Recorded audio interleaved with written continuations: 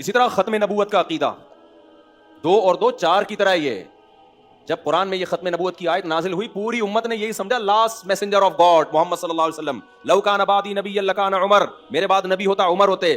حضرت علی سے آپ نے فرمایا کہ میری تم سے نسبت وہ ہے جو موسیٰ کو ہارون سے تھی, لیکن میرے بعد کوئی نبی نہیں ہے. کیا مطلب؟ اگر نبی ہوتے تو اللہ ایسا نبی بناتے جیسے موسیٰ کے ساتھ ہارون کو بنایا. کہ نبوت ختم, ہر طرح کی نبوت ختم. تبھی صدیوں سے امت اسی اجماعی عقیدے پہ رہی, بھائی اب کوئی نبی نہیں آ سکتا. اچانک ایک شخص اٹھتا ہے اور قادیانی کہتے ہیں یہ اللہ کا نبی ہے.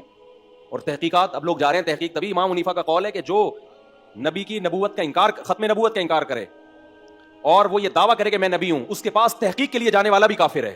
کہ آپ گئے کیوں اس کے پاس تحقیق کے لیے؟ یہ تو 2 اور 2 4 کی طرح اللہ نے اس کو کلیئر کر دیا ہے. آپ تحقیق کے لیے کیوں جا رہے ہیں اس کے پاس؟ اسی طرح یاد رکھو جو غامدی صاحب نے انکار کیا نا حضرت عیسیٰ علیہ السلام کے آسمانوں پہ زندہ ہونے کا, یہ تحقیق نہیں ہے, یہ بلنڈر ہے. سمجھ رہے ہو یہ کیا ہے؟ یہ تحقیق نہیں. تحقیق آپ کو لگتی ہے, آپ تو قادیانی کے پاس بیٹھو گے آپ کو اس کا بھی لگے گا یار کچھ لا رہا ہے مارکیٹ میں. اتنے لوگ جو قادیانی ہو گئے ایسے ہی تھوڑی ہوئے ہیں, علماء کو چھوڑا تبھی تو ہو گئے. اور یہ جتنے قادیانی ہیں نا, آپ کو پتا ہے ہم تو بچپن میں کچھ ٹائم گزارے قادیانی کے ساتھ, یہ پہلے علماء سے بدگمان کرتے ہیں پھر اپنا منجن بیچتے ہیں. یہ ان کو پتا ہے جب تک مولوی کی دل میں عقیدت ہے تو قادیانیوں کو پتا ہے ہمارا منجن نہیں بکے گا. سارے مولوی ایسے ہوتے ہیں, مولوی 2 نمبر ہوتے ہیں, مولوی یوں کرتے ہیں, مولوی یوں کرتے ہیں. اس کا جواب آسان ہے بھائی, ہر داڑھی والا نیک نہیں ہوتا. بہت سے برے لوگ داڑھی رکھ لیتے ہیں, بہت سے برے لوگ مولوی کا گیٹ اپ بنا لیتے ہیں. اس کا یہ مطلب تھوڑی ہے کہ سارے علماء غلط ہو گئے, لیکن لوگ متاثر ہوتے ہیں ان کی باتوں سے. واہ بھائی واقعی ہوتے ہیں ایسے. پھر جب مولویوں سے علماء سے اعتماد ختم, پھر وہ آیت کی جو تشریح آپ کو پہنانا چاہے وہ کیا کر دے گا؟ پہنا دے گا. جو میں نے بتایا جیسے کراچی میں گاڑیاں پہنائی جاتی ہیں, صحیح ہے نا, پرانا مال پہنایا جاتا ہے, تو وہ پھر یہی کام کرتے ہیں. غامدی صاحب نے انکار کیا, ان کے داماد نے انکار کیا, یا انہوں نے عورت پہ عدت نہیں ہے جو 3 مینسز ہیں نا, اور کہا کہ ایکچولی کر کے بیڑا غرق کر دیا. کیوں نہیں ہے عدت بھائی؟ اچھا بخاری مسلم کی حدیث ہے, حضرت عیسیٰ علیہ السلام قرب قیامت میں نازل ہوں گے. لیوشکن ان ینزل فیکم ابن مریم حکما وعدلا, ضرور بھی ضرور تم پر ابن مریم نازل ہوں گے حاکم بن کے, عادل بن کے. یکسر الصلیب, صلیب کو ختم کریں گے. ویقتل الخنزیر, خنزیر کا دنیا سے خاتمہ کریں گے. ویضع الجزیہ, ایسی لڑائی ہوگی جزیہ کا نظام ختم کر دیں گے. اما الاسلام و اما السیف, یا تو اسلام یا تلوار. یہ عیسیٰ ابن مریم کا کام ہوگا. پوری امت کا اجماعی عقیدہ, بخاری مسلم کی حدیثیں. لیکن جب غامدی صاحب کے مسلک کے خلاف حدیث جائے گی تو حدیث حجت نہیں ہے. جب فیور کر رہی ہوگی تو حدیث کیا ہے؟ کسی ایک جگہ ٹکاؤ نہیں ہے. واضح اللہ نے بتا دیا. بل رفعہ اللہ الیہ, اللہ کہتے ہیں وما قتلوہ وما صلبوہ, کوئی قتل نہیں کیا, کوئی سولی پہ نہیں لٹکایا. اے اللہ پھر ہوا کیا؟ اللہ کہتے ہیں رفعہ اللہ, میں نے اپنی طرف اٹھا لیا ان کو. اس کے بعد بھی نہیں, لیکن آپ دیکھو گھمایا انہوں نے. تو داڑھی کا انکار کر دیا. حدیث میں آتا ہے اعفوا اللحى, داڑیاں بڑھاؤ, رکھنے کا کہیں بھی نہیں ہے. تورات تک میں لکھا ہوا ہے داڑھی بڑھانے کا, آج بھی یہودی وہاں سے نہیں ہٹا سکے. امریکہ میں ہم نے یہودی دیکھے اتنی بڑی بڑی داڑھیوں والے. یہودی جو کام نہیں کر سکا, ہمارے اسکالر نے وہ کام. آپ نہ رکھو یار, بہت سارے کام آپ شریعت کے نہیں کر رہے, چینج تو نہیں کرو شریعت کو. کہہ دیا بڑے آرام سے جی, اس دور کا کلچر تھا, داڑھی تو سب رکھتے تھے. نبی نے فرمایا 10 چیزیں پیغمبروں کی فطرت ہیں, نیچر ہیں, جن میں ناخن کاٹنا. اب اس دور میں اگر ناخن کاٹنے کا کلچر تھا تو یہ تو نہیں کہ ناخن اس لیے بڑھانا کی اجازت دے دی جائے کہ اس دور میں کلچر تھا.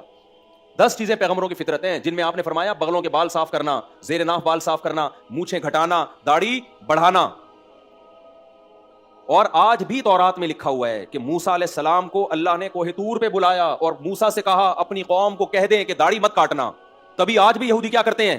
داڑیاں رکھتے ہیں. پادریوں کی ہم نے بچپن میں اتنی بڑی بڑی داڑیاں دیکھی ہیں, اب کٹانا شروع کر دی. یہودی اب تک نہیں کٹا رہا داڑھی. اور ہمارے یہاں اسکالر آ گئے کہ ایکچولی کر کے داڑھی واڑی نہیں ہے اسلام میں, کلچر تھا اس دور کا. تو یہ چھوٹا جرم نہیں ہے, یہ بلنڈر ہے, ٹھیک ہے نا. اس سے آپ کی باقی تحقیقات کی بھی کوئی ویلیو بولو نہیں رہتی. عدت کا انکار کر دیا ان کے داماد نے, یا انہوں نے خود, ابھی مجھے یاد نہیں, 2 سال پہلے, کہ جی وہ 3 مینسز قرآن نے بیان کیا نا. 3 مینسز, عورت کو جب طلاق ہوتی ہے تو جب تک 3 مینسز کمپلیٹلی گزر نہیں جاتے وہ کہیں اور شادی بولو نہیں کر سکتے.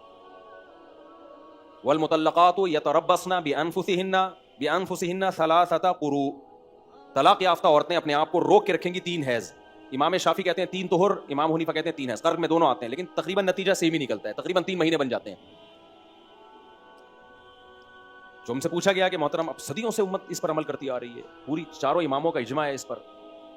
محترم سے پوچھا گیا, انہوں نے کہا بھائی اس زمانے میں چونکہ یہ پتہ چلانا بہت مشکل تھا کہ عورت پریگننٹ ہے یا نہیں ہے, تو طلاق کے بعد اس بات کا امکان تھا کہ کسی اور سے نکاح کرے اور اس کا بچہ اس کے کھاتے میں چلا جائے، تو اب پریگننسی چیک ہو سکتی ہے، لہذا اب وہ عدت کا وہی مسئلہ ہی ختم ہو گیا۔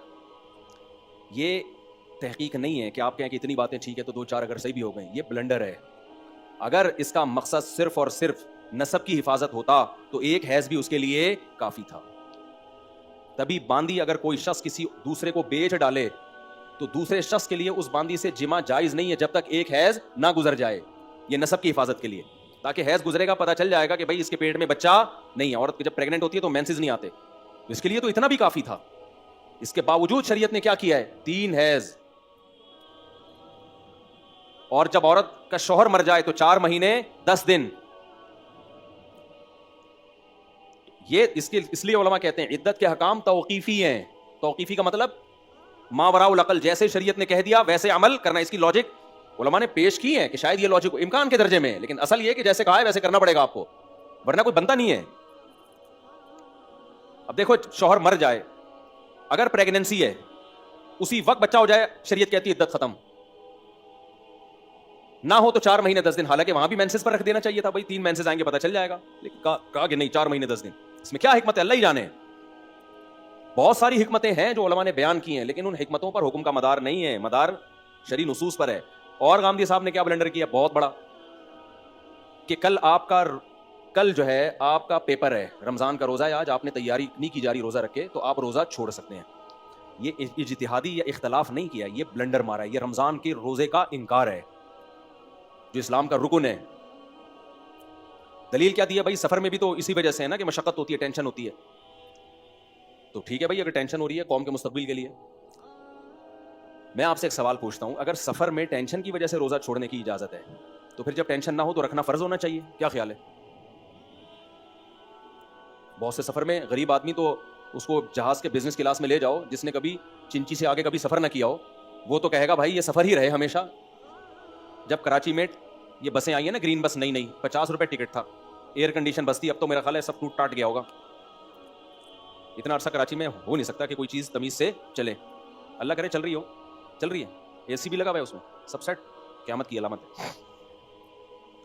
قیامت شروع ہو چکی ہیں۔ تو ان بسوں میں غریبوں نے کیا کیا ہے؟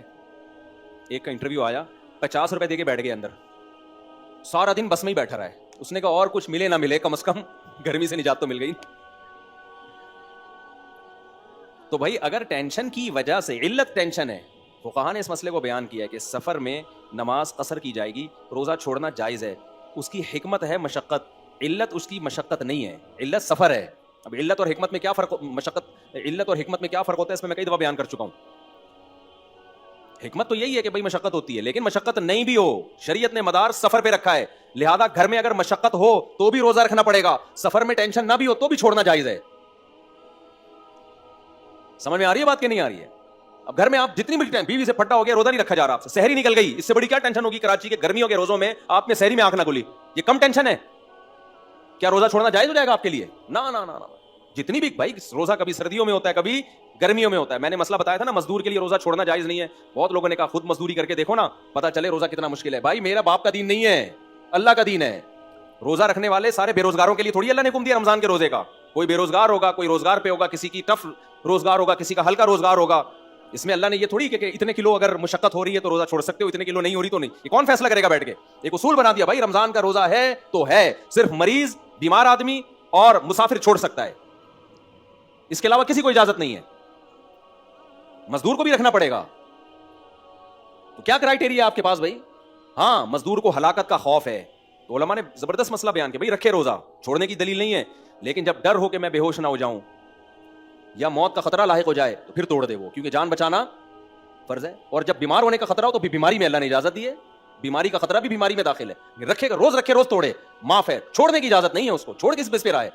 یہ ہمارا دین تھوڑی ہم خود ہی اصول بنا کے مارکیٹ میں پارسل کرتے ہیں۔ ورنہ مشقت کو اگر ایسے بے لگام چھوڑ دیا جائے، ایک آدمی کہہ رہا ہے کل میرا پیپر ہے، دوسرا کہہ رہا ہے آج میرا بیوی سے جھگڑا ہوا ہے، اگر میں نے روزہ رکھا کل تو طلاق کا خطرہ ہے مجھے، روزے میں میرا دماغ صحیح کام نہیں کرتا، کل طلاق ہو جائے گی، اس لیے طلاق سے بچنے کے لیے میں روزہ کیا کر رہا ہوں؟ چھوڑ رہا ہوں۔ اگلا کہے گا تو نہیں رکھے گا تو بیوی کہے گی ابھی کیا میں سمجھاؤں یار، چھوڑو۔ تو اس لیے علماء دین کے ٹھیکیدار نہیں ہیں لیکن چوکیدار ہیں. سمجھتے ہو؟ روزہ چھوڑنے کی، آپ کو رمضان کا روزہ چھوڑنے کی اجازت نہیں ہے.